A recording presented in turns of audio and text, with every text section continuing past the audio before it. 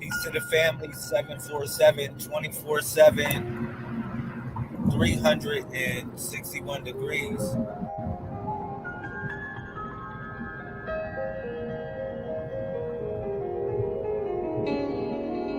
How y'all feeling this Sunday? We on a little ride, just enjoying life.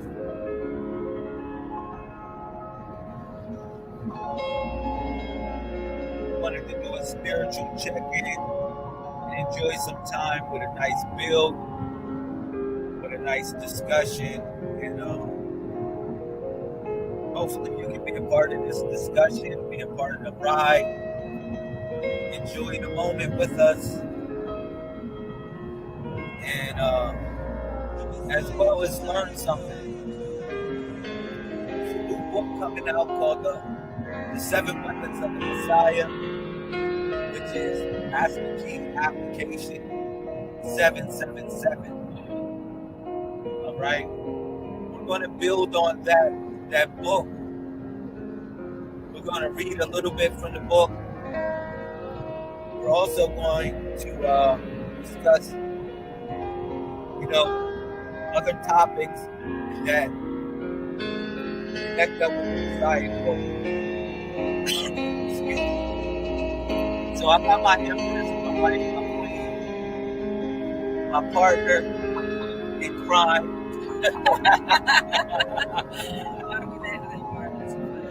Yeah. Nah. I'm just having fun. Nah, thank you, baby. We're taking this little ride. We're going to Miami on a Sunday. Yes. So shout out to you. Peace to everybody. Peace to the family. I'm really happy to be here. And to enjoy the moment is true legacy for what we have to offer. Okay, so how you doing, Queen? You ready to read? You ready to go hard? Yes I am. And we will discuss the topic because I did put the question polygamy because people was questioning, asked me a couple questions about it. And maybe she can elaborate more on it. Maybe I elaborate on it. We can talk about that subject as well. But for right now, we just want to talk about life. Okay? We want to talk about life and talk about the 7 weapons of the Messiah. Now, as you know, the Messiah has 7 weapons. What are they? You got it? What are they? Oh, you're asking me. Yeah, I'm asking you. What part you going to I'll put you on the spot. I started off. All right. We got the rod. Understand. We got the arrow. We got the sword. We got the laser. And we got the hammer. Okay. All right. I like that. That was hot. So each one of those weapons are there's something to help you navigate through the course of reality.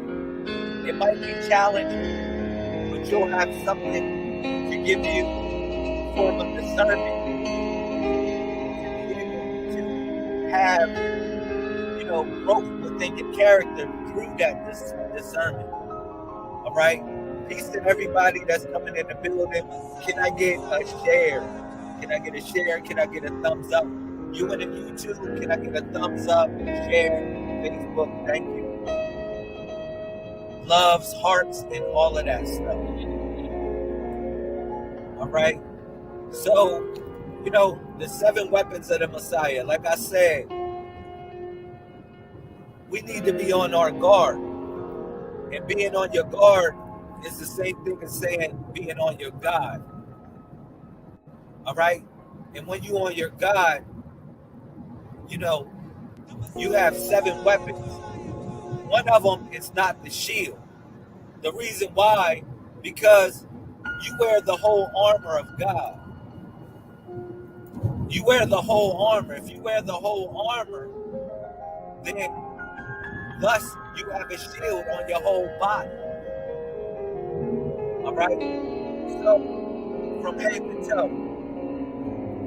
All right?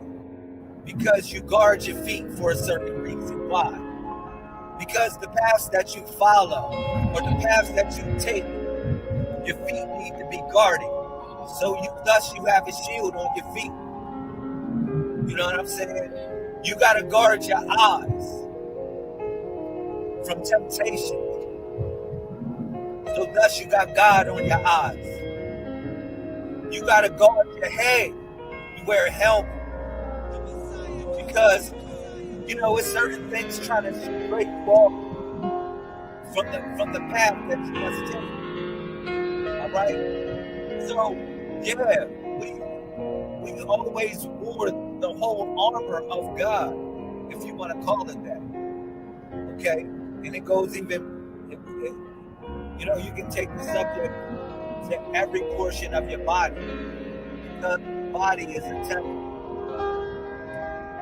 All right? But you got certain weapons. You got the 7 weapons, right? And the 7 weapons are symbolic of moral principles that are obligatory to evolve your character, evolve your being, take yourself to the next level, if you want to call it that.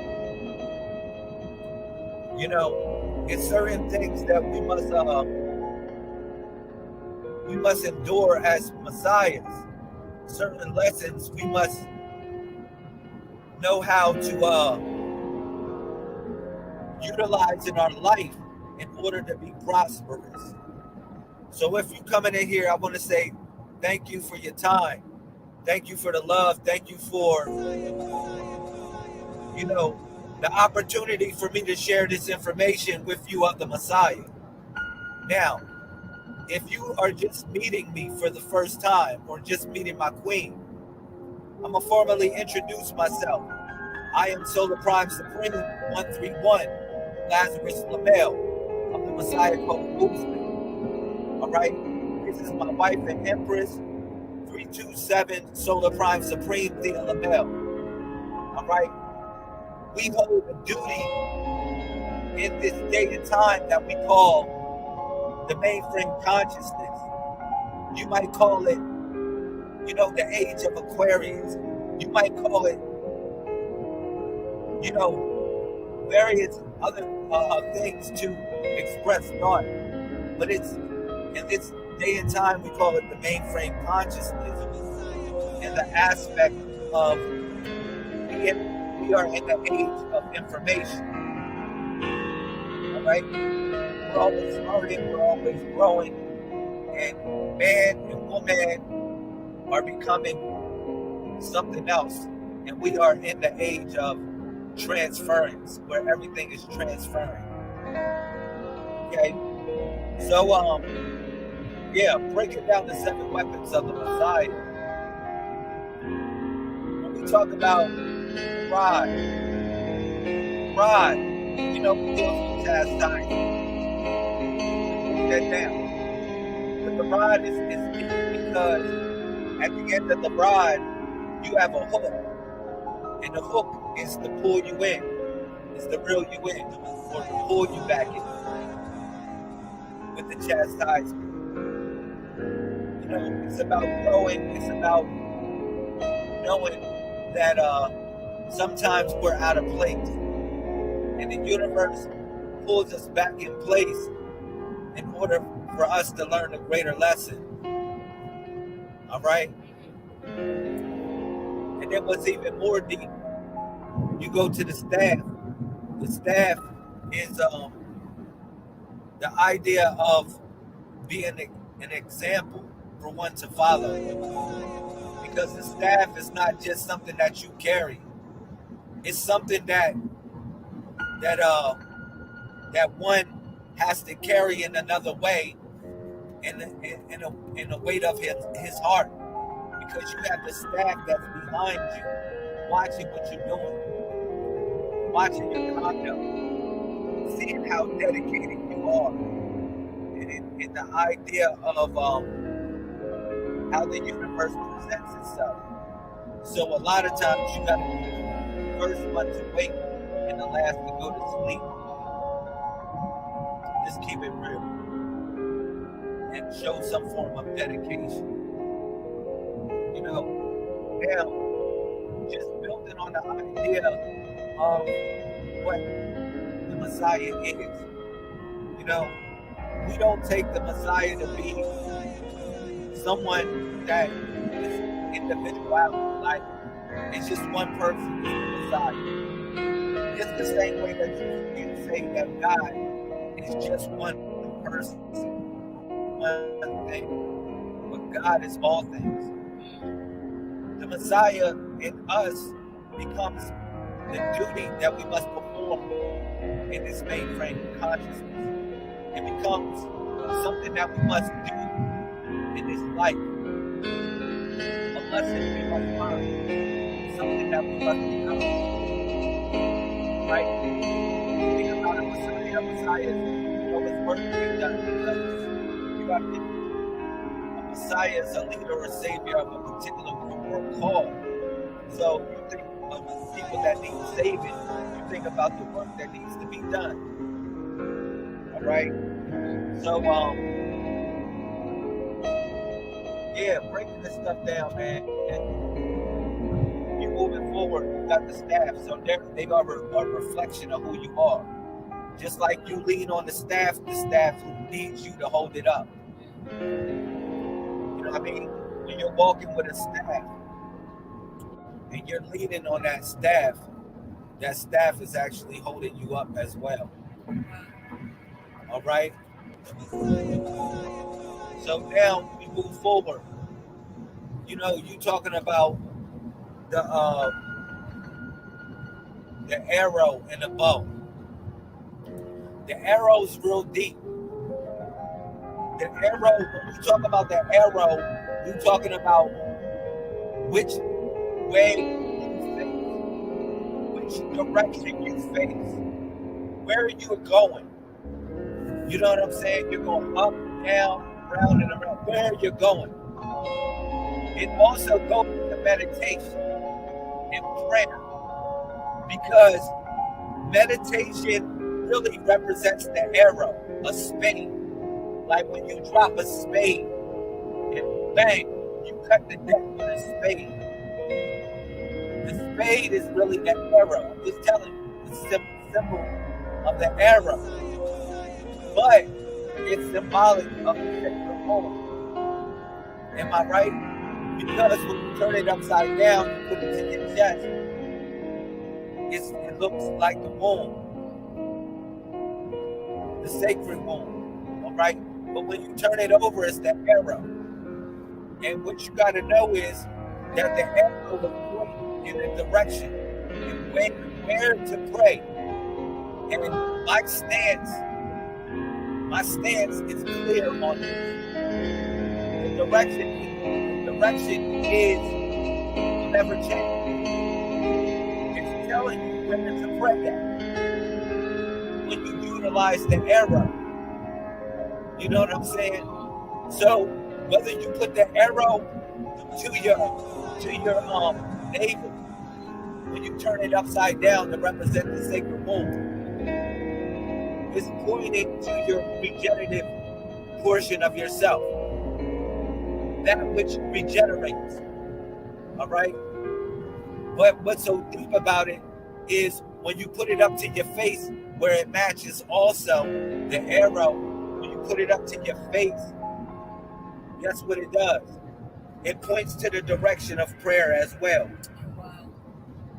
which is your third eye. It points to that sacred place of where you're supposed to pray at. You feel me? The direction of where your prayers are going towards. So the arrow in the lessons of the Messiah is very deep when you think about it. because it's always dealing with your directional aspect of self. You feel me? Of what you face. And then what's so deep about it, man, that's like, man, I'm trying to tell you, all the lessons are there. Like the moral precepts of who we are and what we are is there in the lessons of the Codex. All right? Real talk. Shout out to everybody, man. Thank you for everybody. Share the video. YouTube, Facebook, TikTok, wherever you are. Share the video, man. I'm breaking down the 7 weapons of the Messiah. All right? And he was talking about the arrow. And the arrow represents your direction and where you're going. So we need to know where to go, because you got to think about it. If you got a staff of people and you got people following you, where are we going? You need to know where to take the people. If you don't know where to take the people, then the people are going to be lost. So that's what Moses had to find out. When he was in the wilderness, he had to get the arrow to get the direction of which way to take the people. All right? Just symbolically, if you think about the story. And then now we move up to the bow. And the bow it goes on your neck. It's not really a bow. That's in your hand that you shoot arrows with. The bow is something that you tie on your neck. It's a bow tie. Because when you wear a bow tie, you actually look like an ankh. You look like an ankh. Like, you know, the force of male and female coming together.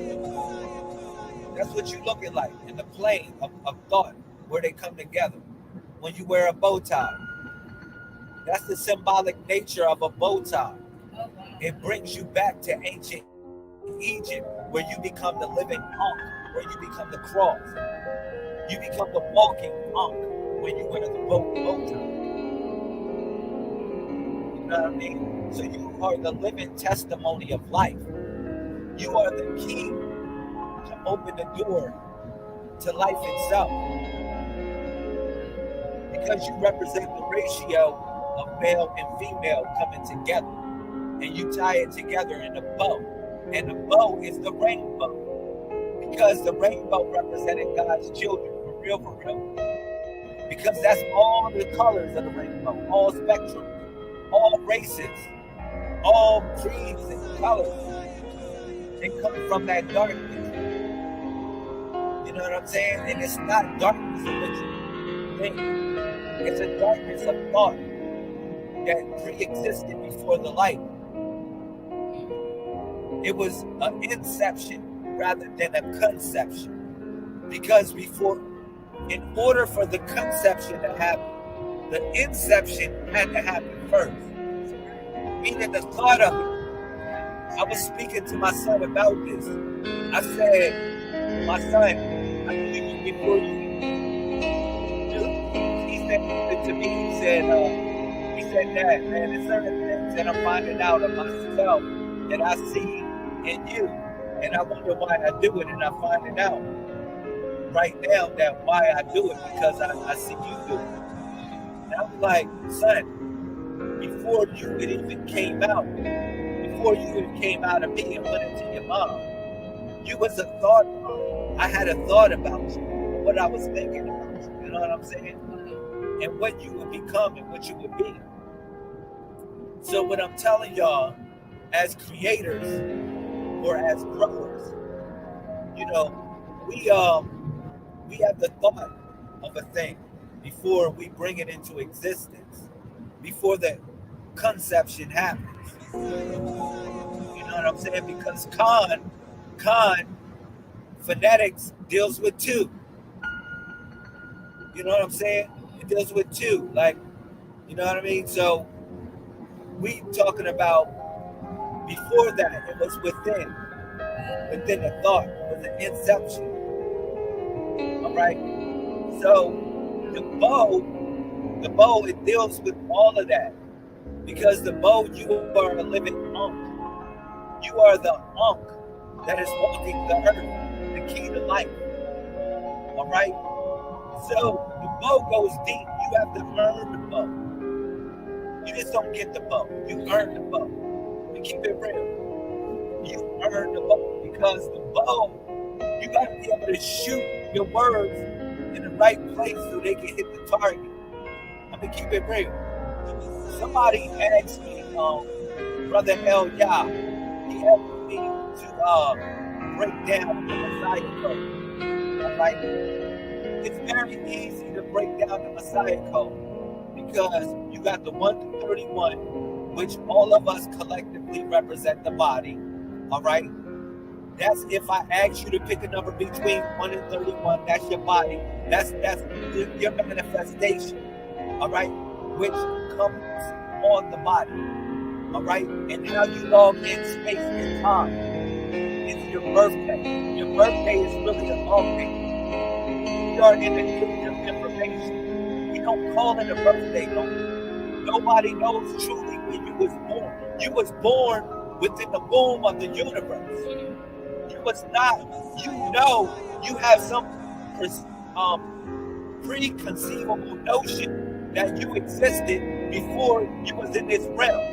I don't gotta tell you that. Nobody I think has to tell you that. It's something that you already feel. Am I right or wrong? Yes. You already have some preconceivable notion that you existed in some form of another, pre-earth that is eternal. And when you think about something eternal, that's the axis, existing within a womb of creator, all probabilities existing simultaneously. That's the realm that the eternal creator exists within. Eternity. You think about all probabilities existing simultaneously. That's beyond what you can think. That's what I talk about when I talk about my creator. Because I can't say that God exists within heaven. Because thus I would make heaven bigger than God.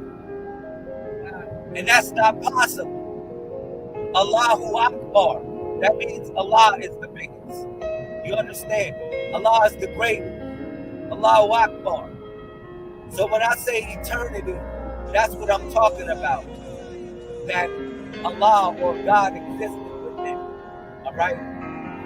So now we busting it down. I'm talking about the 7 weapons of the Messiah. Because I'm giving you a precursor of the book that's about to drop. The 7 weapons of the Messiah. Because, a Messiah is one who is preparated for war. I gave you that definition a long time ago. They gave you the definition of a Messiah being a leader or a savior of a particular group or cause. I accept that for what it's worth. But I'm going to tell you, you have to be preparated for war. You have to be ready for conflict. You have to be ready for the challenges that's going to occur in your life. And you have to be the one that has to be undefeated and undeleted. Let's get it. Let's get it. I would drop the bombs right now if I had the ability. But you know what it is. All right? Let's get it, Messiah. So now, on this journey, this ride that y'all riding with us, let's keep on going on the information highway.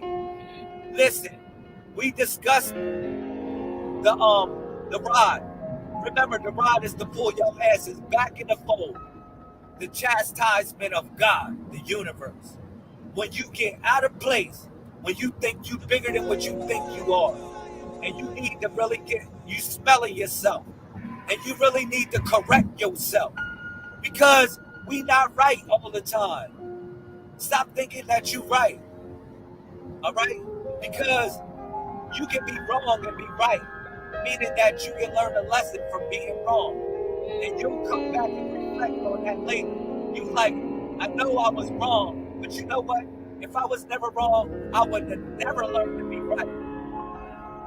So I need you to take that for what it's worth, because in essence, you are, what they call the past, present, and the future. You are all three in one Messiah. So that rod is to pull you back in the fold. The staff is to be a leader, but more or less it's to be an example. Because when people follow the sunnah of the prophets, Muhammad, you know what they follow? They follow the example. They don't follow some shit of hadith, tales of what people was talking. Because a hadith means somebody talking about some shit or gossiping about the nature of who the prophet was and what he done.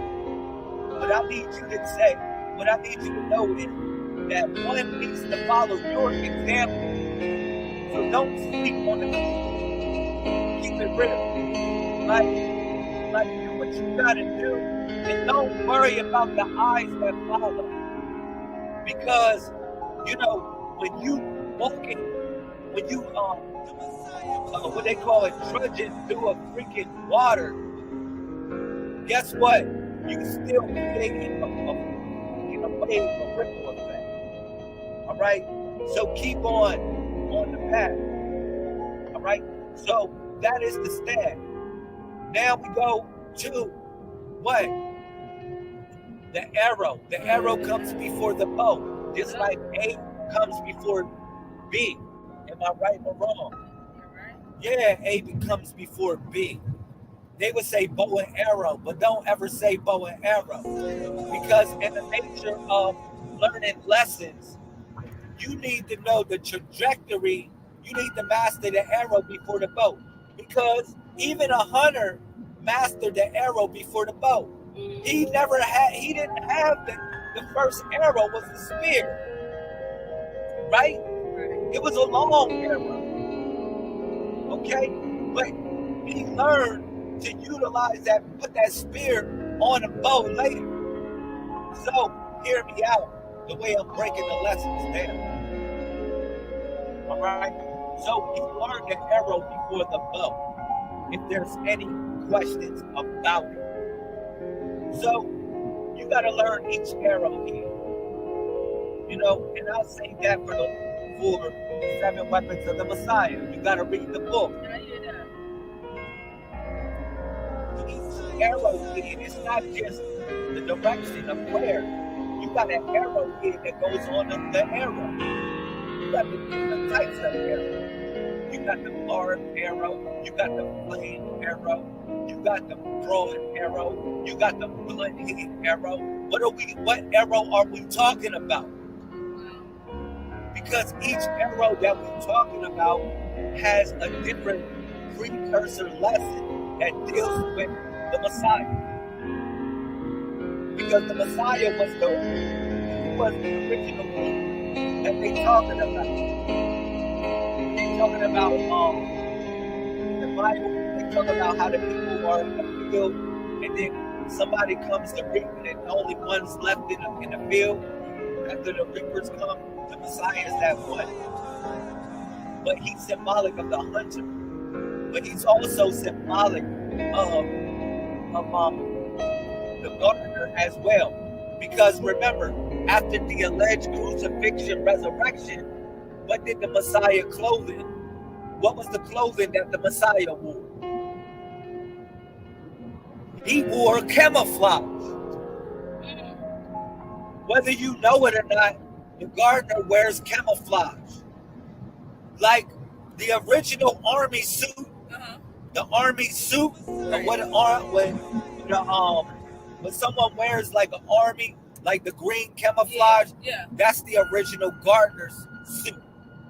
Because the gardener wears brown, black, and green.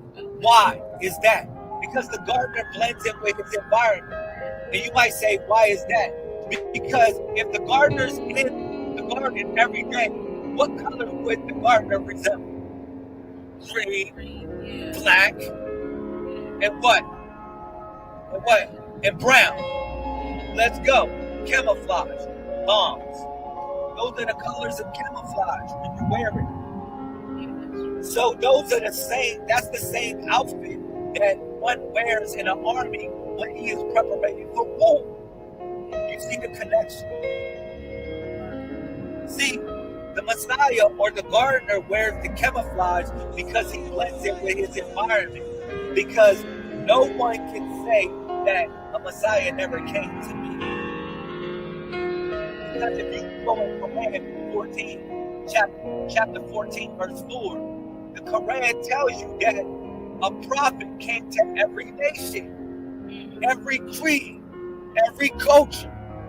And thus, that's where you get the 144. It's coded. It's coded in the scripture. You get 144 in the Quran 14, 4, chapter 14, verse 4. All right? So like I said, the network is connected to people. Those are the chosen ones. It's always been somebody to come in. But that's the arrow. You need a direction, where to go. All right? Then you can get the bow. Because the bow, the bow is, you need to know how to hit the target in the direction. To hit the target, see, the bow deals with contemplation. See, it deals with not being quick to think. I mean quick to react, excuse me. It's your thinking. The bow represents contemplation. Because when you pull the bow back, what are you pulling the bow back for? You're pulling the bow back to get the most energy of a decision. Yeah. You pull back the bow, I want to get the most energy of making this decision. If I put the arrow onto this bow when I pull it back, because I'm in contemplation, remember, the bow is you pulling it back for contemplating thought. You're not pulling it back to react with. You're pulling it back to think about it for a second. I get that now. I get it. You grabbing the arrow, yeah, you got the direction. Yeah. God gave you the direction. God gave you all these different type of arrows to represent the different types of directions that you need to touch people with. But it's something else. He gave you the ability to think. But think about it. Because you got many choices. All right? That you can choose in this battle. What if you choose to use the blunt arrow? The blunt arrow, if I hit you with a blunt arrow, I save your life. I don't kill you. A blunt arrow doesn't have a sharp tip. You know what I'm saying? If I'm shooting an arrow, right, and I have a blunt tip, I'm deciding I'm the one I'm shooting the arrow. I know the enemy is there. He's my enemy or whatever. He's coming after me. And arrows allow you to kill your enemy from afar. So they never get close to you. So that's why you pray. You in prayer. Because remember, the arrow represents the direction of your prayer. So it protects you in a way. That's why you shoot the arrow. So you can have protection from far distances. You feel me? Yeah. So now, what's so deep about it is that, you shoot that blunt arrow, you don't have to take a life. You don't necessarily have to take a life, you can preserve it. All right? So now, moving forward. And this is all with the 7 weapons of the Messiah. Moving forward. You got arrow, you got the long staff, the sword. And the sword is the sacred words. It's the sacred words. But the sword, again, is not the sword that people thought. It was more or less a sword that was a scalpel that was placed on your tongue. so you can be able to cut people the right way. All right? So you can be able to say the right things and cut people the right way. And bring people into the path by speaking the right words. All right? That's what that was all about. All right? And then we got the laser. You know, I explained that with the, you know, the idea of the pain with the people. You can talk about something to someone. You can talk about a good talk, but the pain still runs deep. A lot of us went through things. We went through certain situations that we had to push through. So the pain runs deep with us. That's why the lasers for us, for Lazarus, represents the resuscitation. It represents to resurrect one's being, but it represents to upgrade one's technology as well. Because now you can't look back. Lazarus meets you at the heart chakra as well. Lazarus' color is green, the emerald. So I tell you, it's the color of resurrection. Just as Osiris. Lazarus is actually El-Azar. He's actually Osiris. The stories are one and the same. The rituals are one and the same. That's why the name is one and the same. The Quran is green. Every surah, every chapter is named after a deity of ancient Egypt. It's one and the same. You know what I'm saying?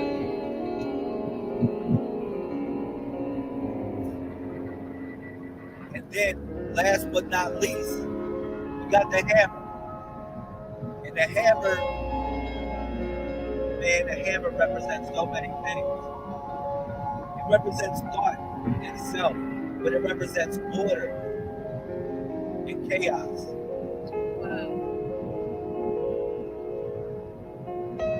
You know, it represents, you know, the hammer is symbolic of building great society.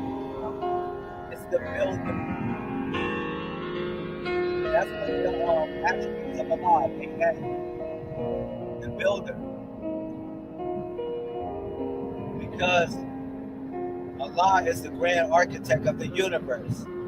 And he utilizes the hammer to do it. Right? The hammer is not something that's placed in your hand. It's something that's in your mind.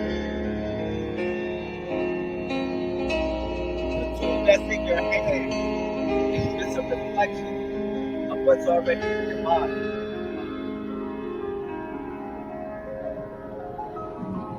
All right? So I'm going to leave it at that. You got it? All right, so I'm reading up to what? If you can read the introduction or the inception of 7 weapons. My brothers and sisters, the Walu tribal family of the Messiah Code movement. As we gather here, let us understand the gravity of our mission and the levity of our determination. We stand not as individuals, but as a united force, maybe, armed with the knowledge and strength to face the battles ahead. Each of you is a warrior in this cosmic battle, and the battlefield lies within your own soul. Ephesians chapter 6, verses 10 through 11. Finally be strong in the Lord and in his mighty power. So that you can take your stand against the devil's schemes. And the depth of your being, there exists a wellspring of power and potential waiting to be unleashed. It is through the trials and tribulations.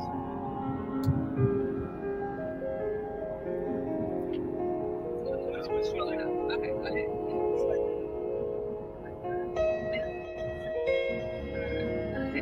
It In the depth of your being, there exists a wellspring of power and potential waiting to be unleashed.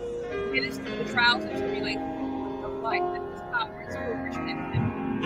Embrace the challenges that come. They are the fires that refine you into a stronger, more resilient warrior.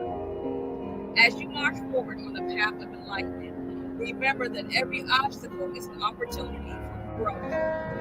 Embrace adversity as a chance to test your power and emerge victorious. Through overcoming challenges that you truly ascend to greatness. Chapter 1. Consider it your pure joy, my brothers and sisters, whenever you face trials of any kind, that you know that the testing of your faith produces perseverance. Let's perseverance finish His word, so that you may be mature and complete, not lacking anything. Let your actions speak louder than your words desire, for it is in the battlefield of your deeds that your character is forged. Please, can you see it?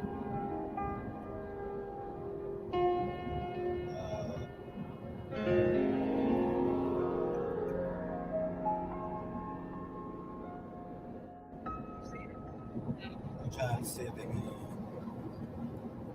Follow me along. I was trying to do it like that. Okay, you got it? I see. Oh, it's cool. I see it now. It's all good. Okay. It can't really, I don't know how to put it where it can see it.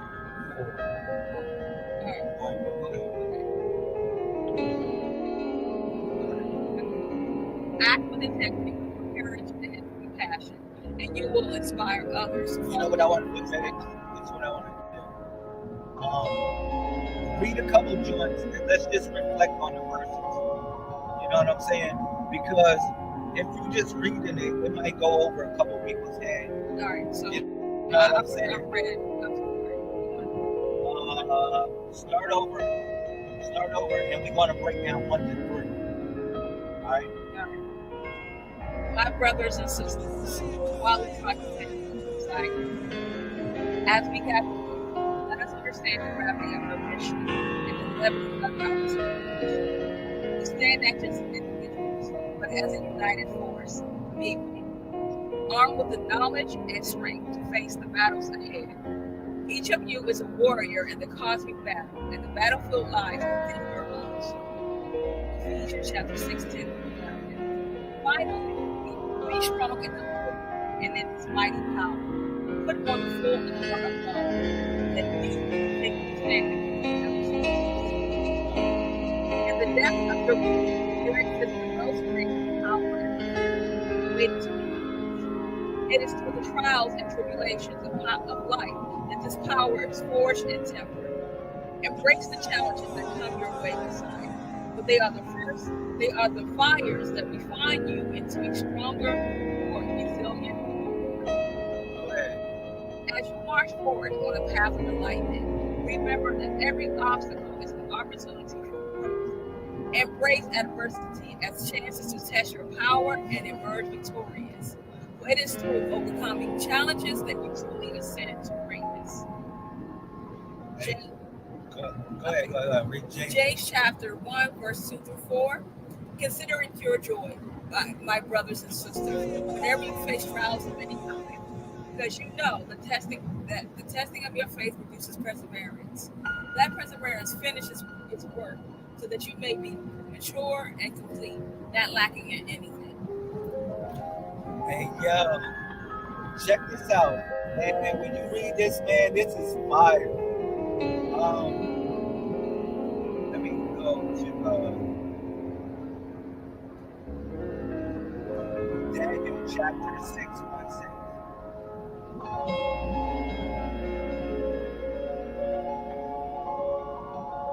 You know,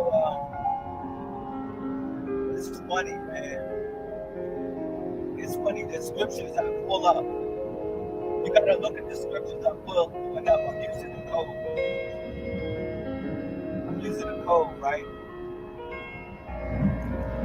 So anyhow, it talks about how, can you read this for me? Because I'm going to break it down.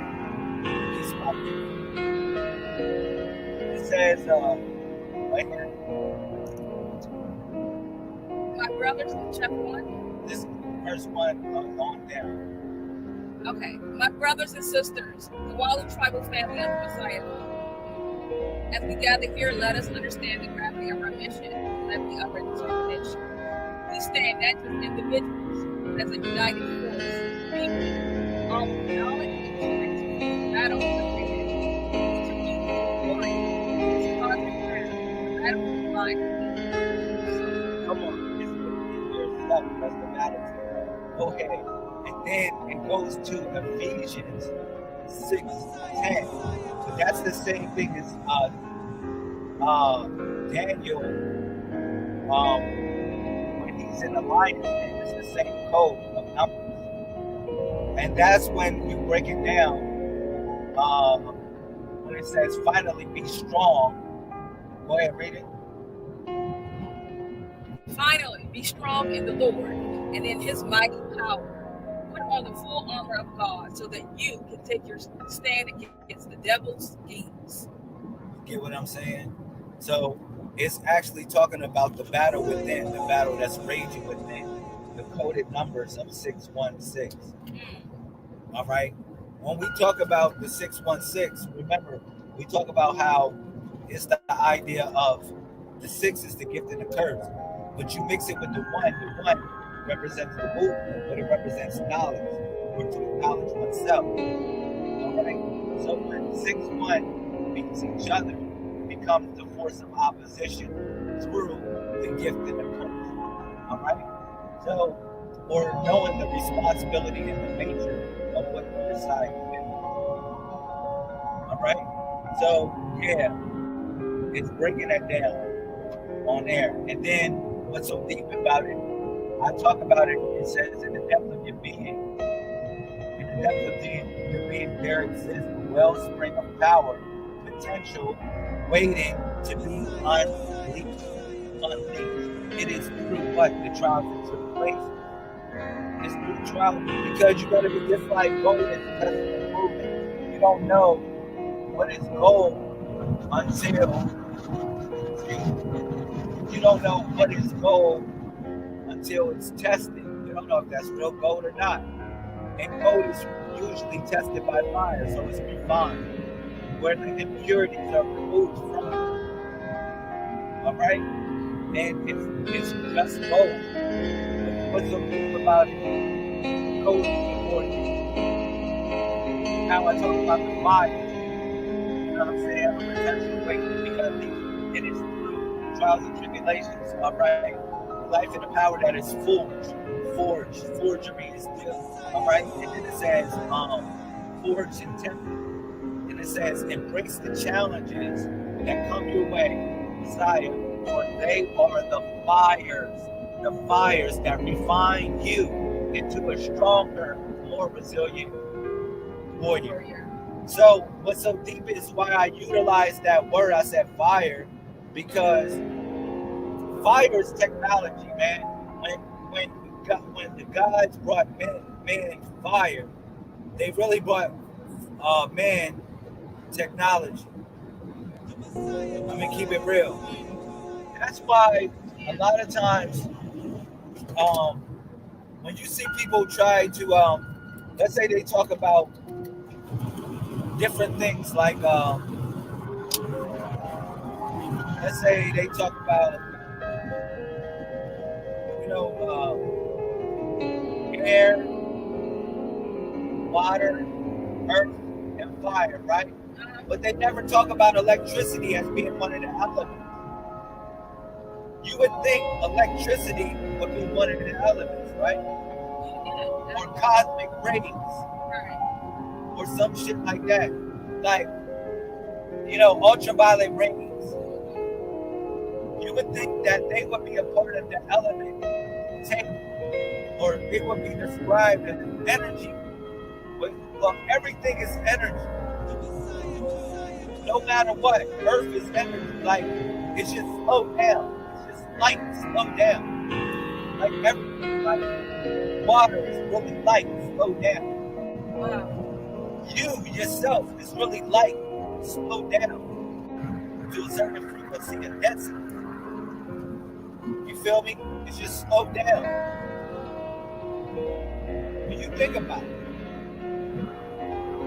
Because they gotta be able to transport, how they transport, radio waves is light, interpreted as information, and then it becomes physical manifestation. What's so deep about it is, though, and that I would really take electricity to be fire. I would take those things to be an aspect of what fire is. It definitely burns. I would take it as an aspect of what fire represents.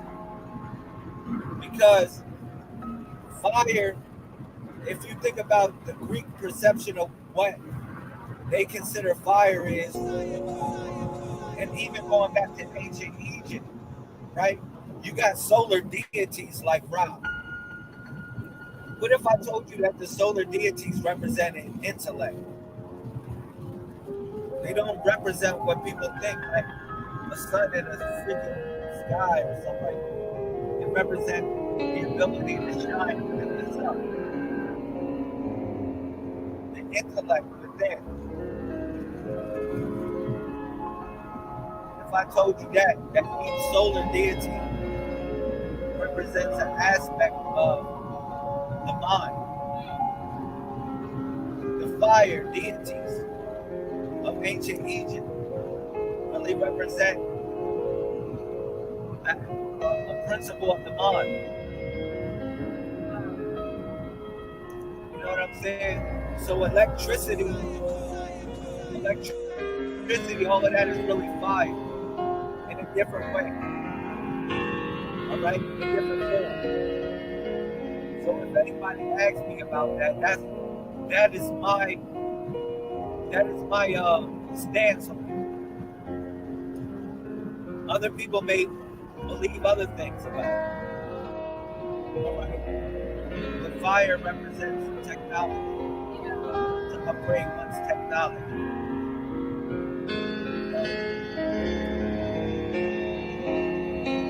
Air represents the spirit of God.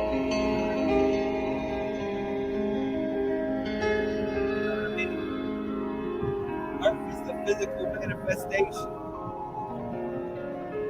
the interface between us and everyone else. Because certain things, I'm gonna tell you, Earth is a world. When you was breaking down, when we was having that discussion the other day about, you was talking about the sacral chakra, right? Yeah. And I was thinking about the earth, right? And the principle of what the Messiah Code teaches us about the earth. And the principle about the earth. Okay. Remember, the Messiah said, he said, man, I'm from above, you are from below, right? Okay. And many times he talked about how, but he was called the Son of Man at times as well. But I want you to know that the earthly perspective is just a way for us to interface with certain dense realities of thought. Certain things that we need to undergo in order to lead to perfection. And the only way we can do it is through an earthly abode. To keep it real. Like temptation, right? Temptation, you think about it. To control temptation, the idea of temptation, you need an earthly body for that. Yes. Because you need the physical chemicals that make you or will you to want to be tempted in something, right? In some sort of way. So yeah, you need an earthly body for these things, because the spiritual body is not tempted by these things, because it already knows, you know, these things don't make sense. Right. For instance, have you ever been in a relationship with someone, right? Let's say you're in a relationship with somebody, and when you first break up, you like, oh, it's all weird. You may feel hurt. You may feel a set of pain or whatever like that.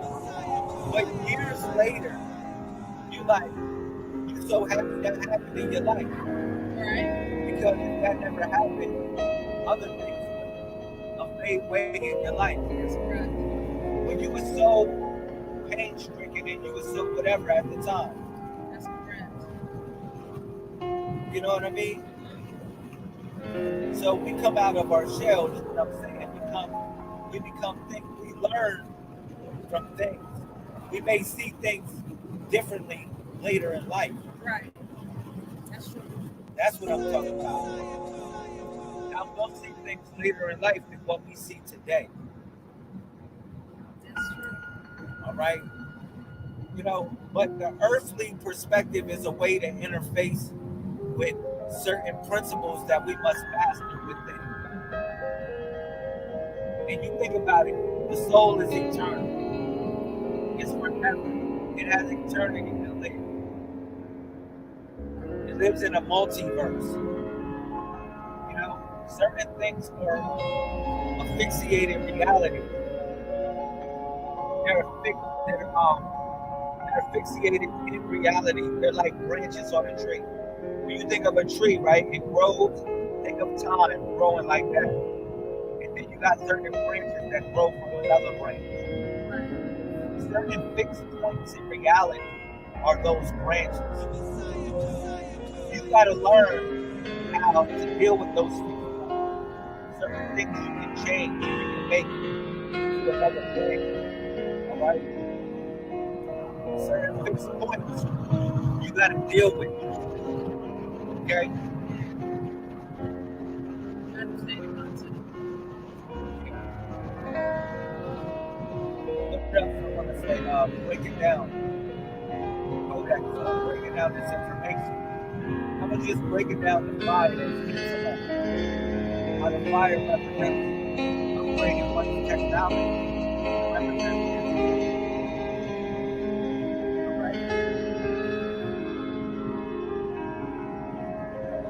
riding good.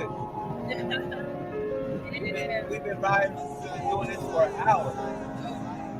Y'all done knocked out 1 hour with us on this ride. Y'all done knocked out 1 hour. I want to say thank you. All right, so we're going to go to a break. We'll come back. I'm going to say it's all love. All love and all hugs. All right? All love. Y'all stay rightly guided through every challenge. All right? I love y'all. Peace. Peace to all the Messiahs. Cool.